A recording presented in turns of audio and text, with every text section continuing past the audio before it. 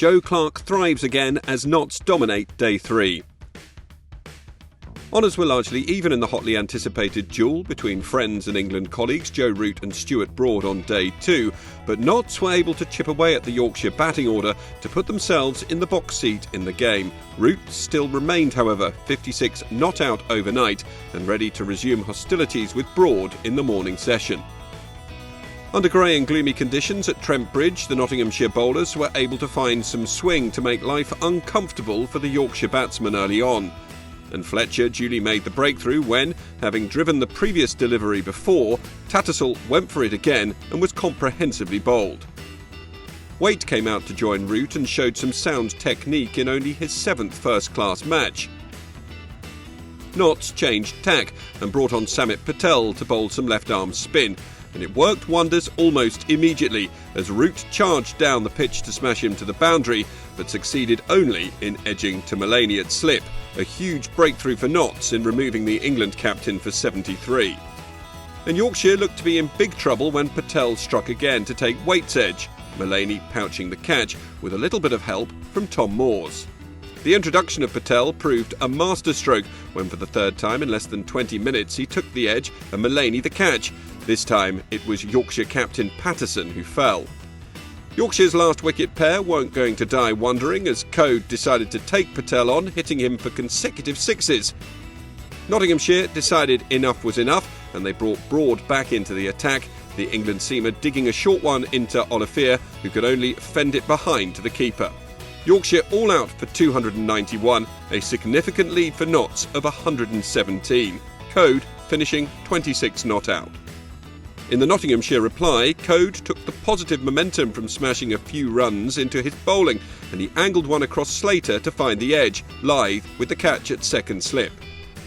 Nottinghamshire reached lunch on 17 for 1, having dominated the morning session, with Samit Patel the star for his 3 wickets in as many overs. Duckett came out for the afternoon session looking like he meant business as he began in typical fashion, plundering boundaries and advancing at quicker than a runner ball. Nash was looking a little more circumspect than his partner, but the Notts lead quickly raced past 150. And Duckett soon moved to 50 from just 52 balls with a crisp reverse sweep off Root.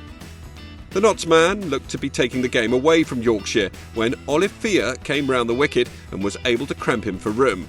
Duckett prodding at the ball and Lithe taking a smart catch. Duckett falling for an attractive 61. Clarke came out and continued his form from the first innings with a couple of beautiful drives through the covers. Nash had largely been batting in the shadow of his more expansive partners, but successive stylish boundaries brought him to the cusp of a half-century. And he reached that not long before the tea break. That ended a brilliant afternoon session for Notts as they added an expansive 143 for the loss of just 1 wicket to give them an imposing lead of 277.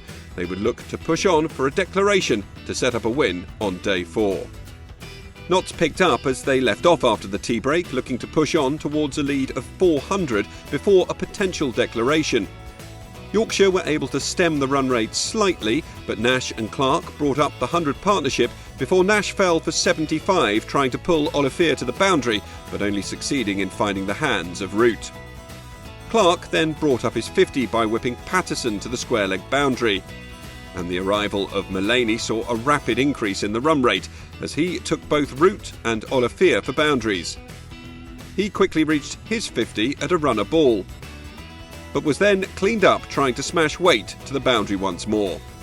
The captain had pushed his team into a lead beyond 400, but when Moores also failed to Waite, it seemed Notts were holding off the declaration in order to allow Clarke to reach a second 100 of the match as he entered the 90s. He didn't quite get there as he ran out of time on 97 not out, and we'll have to wait to see if he is able to get a second debut century or if Notts declare overnight. Their lead is 446 going into the final day.